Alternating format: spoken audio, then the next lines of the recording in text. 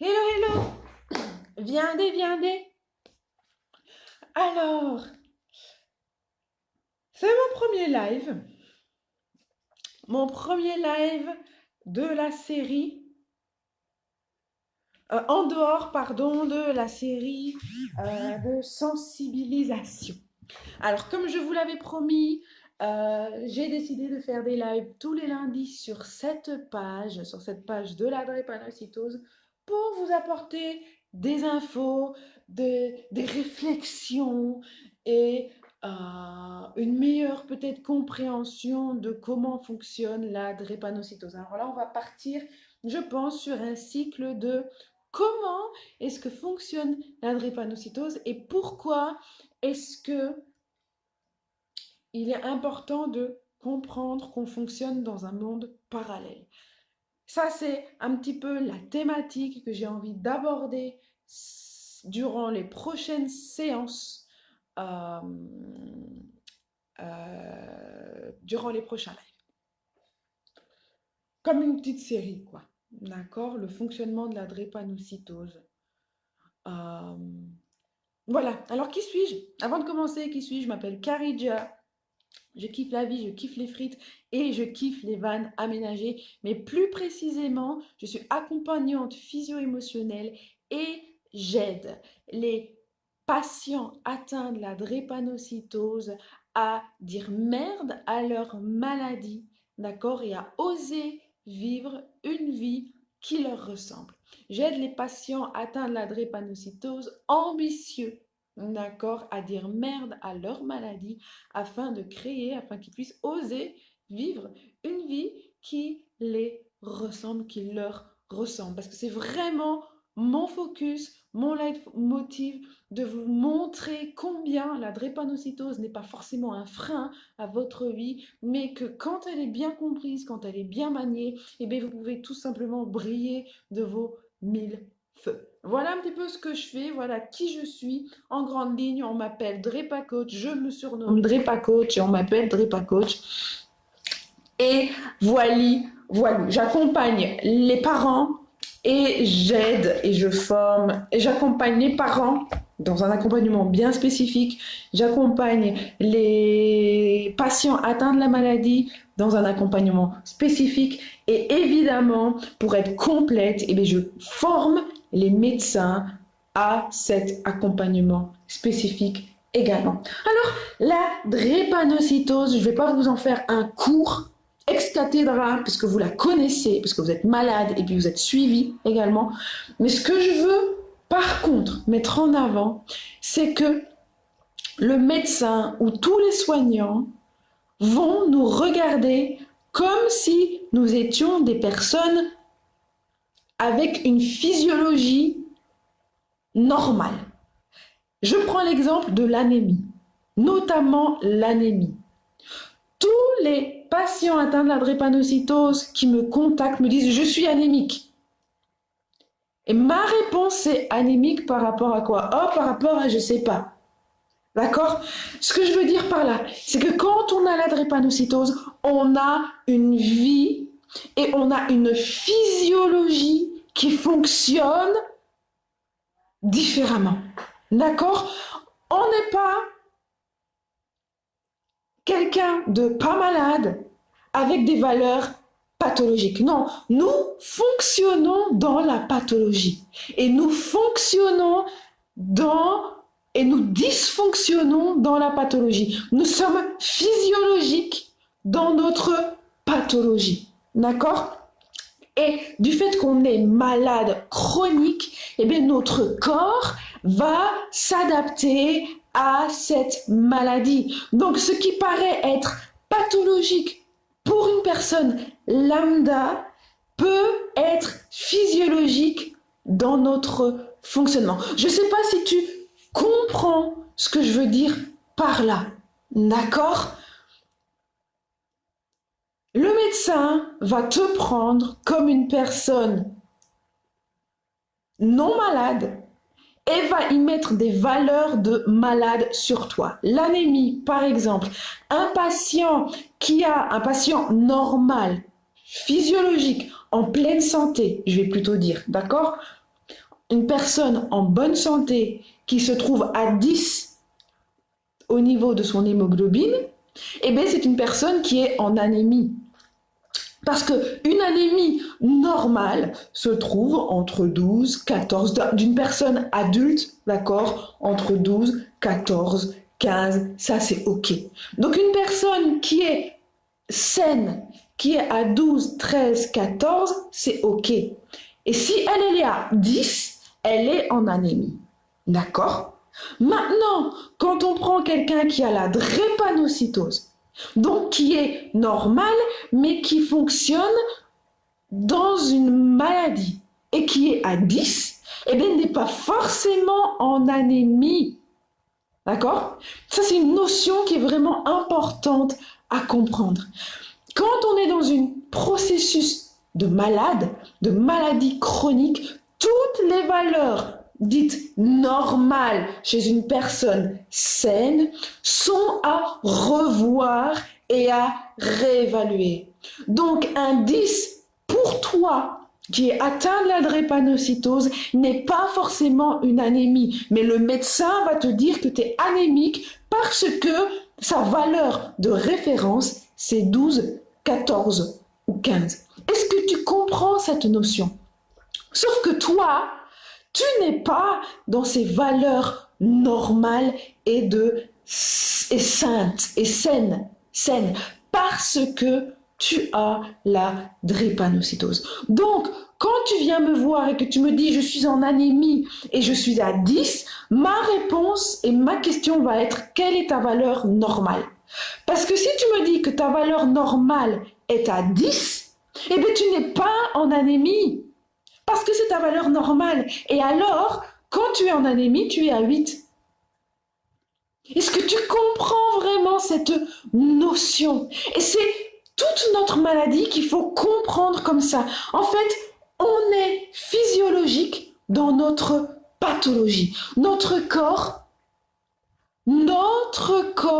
a son mode de fonctionnement tout à fait parallèle et tout à fait approprié à notre maladie. Et le médecin qui n'a pas cette démarche de réflexion va vouloir nous mettre dans des valeurs normales qui n'en sont pas parce qu'on est forcément atteint d'une maladie chronique qui plus est touche nos globules rouges et donc notre hémoglobine.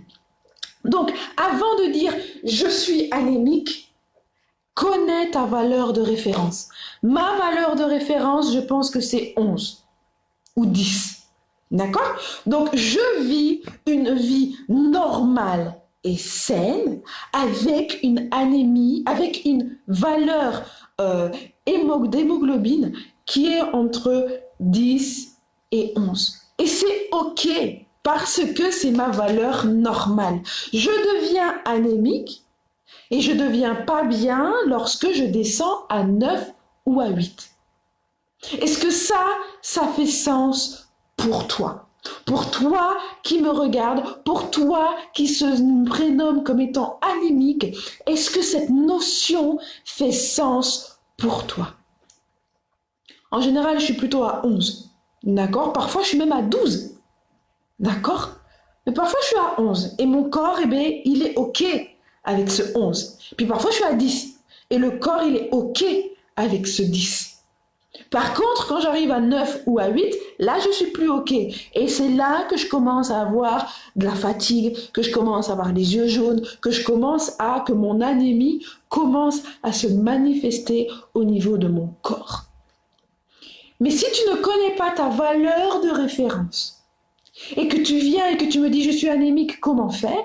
Eh bien, je vais te répondre quelle est ta valeur de référence. Je vais te demander d'abord quelle est ta valeur de référence. Il n'y a pas longtemps, j'ai eu un papa qui me dit mes enfants sont anémiques. Et je lui ai posé la même question que je te pose aujourd'hui. Quelle est leur valeur de référence? Oh, je ne sais pas. Donc, comment est-ce que tu sais qu'ils sont anémiques? Et ta valeur de référence se prend non pas quand tu es en crise, mais quand tu es en bonne santé.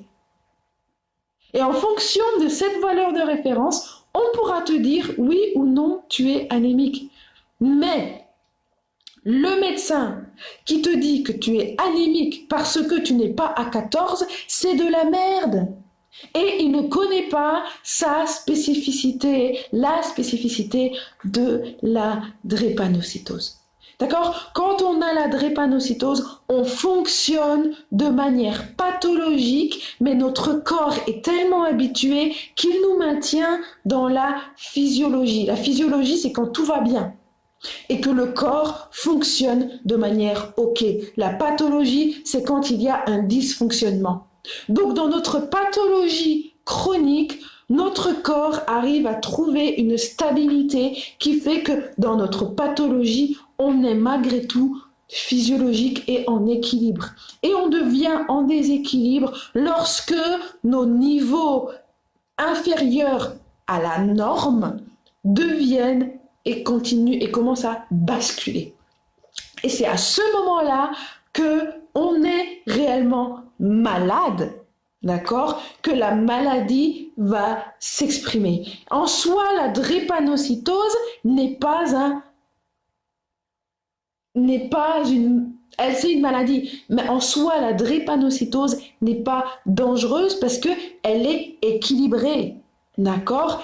Quand ça devient dangereux, c'est quand notre corps se déséquilibre pour X ou Y raison, à cause du stress en général, d'accord? Le stress va te déséquilibrer, les émotions désagréables vont te déséquilibrer, ce qui va faire que ça va basculer d'un côté ou de l'autre.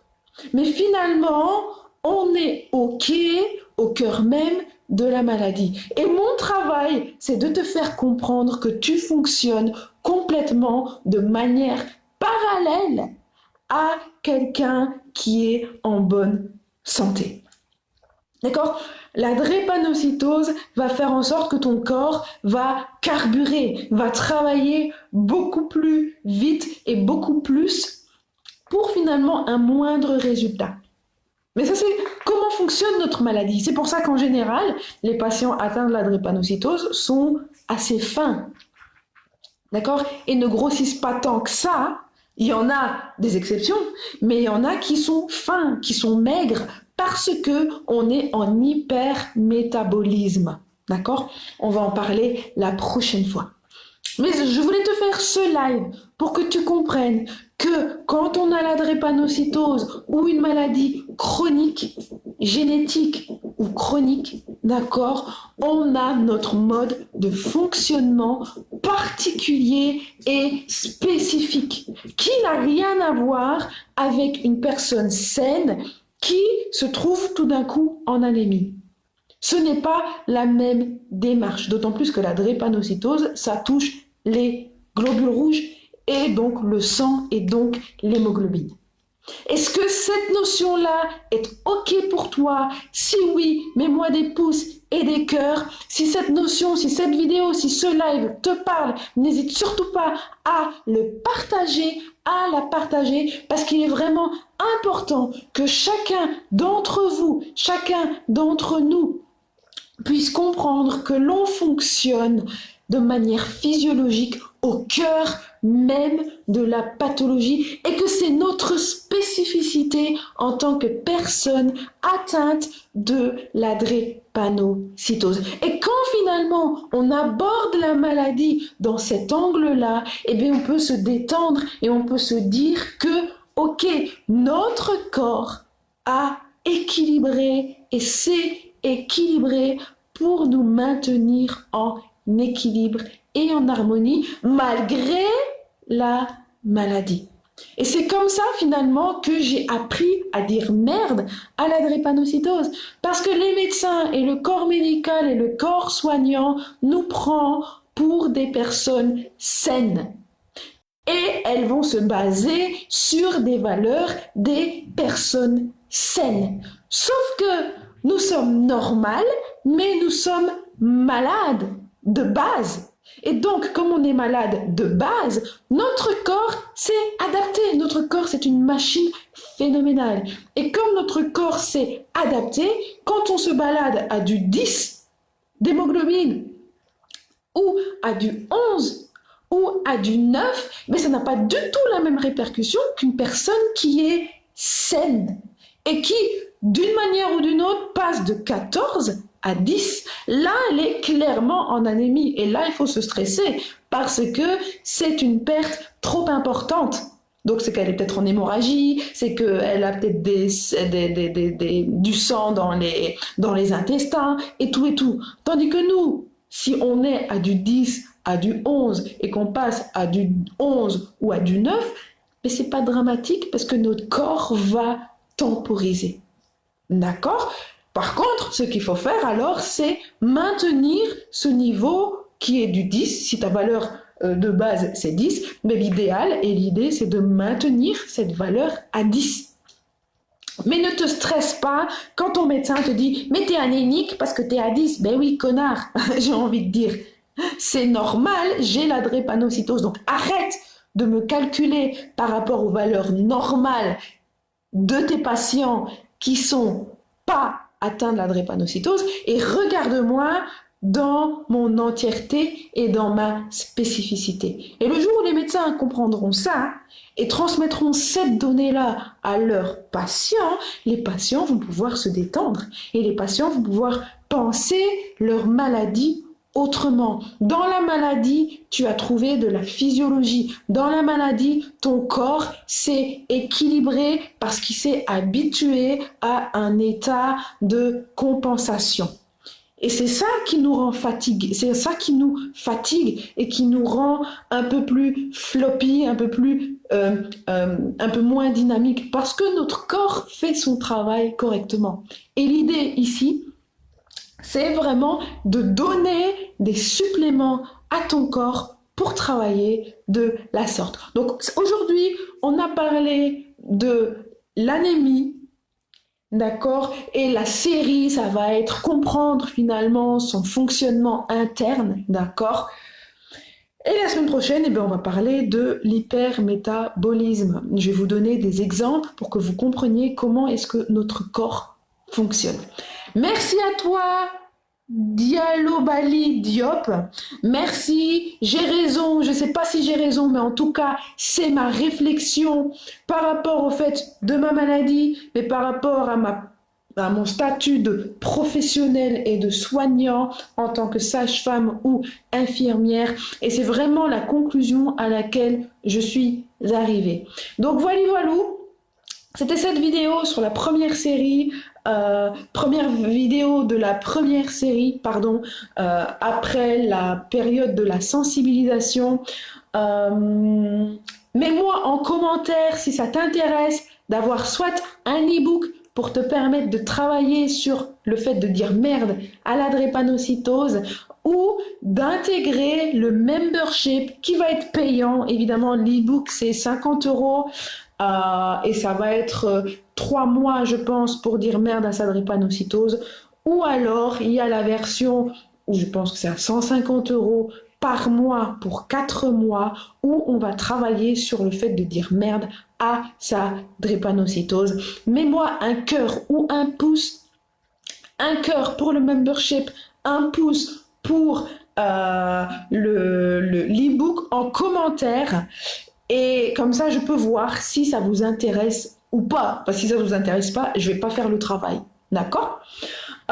Et on se dit à la semaine prochaine, à lundi prochain, entre midi et 13h pour le prochain live qui sera sur l'hypermétabolisme lié à la drépanocytose.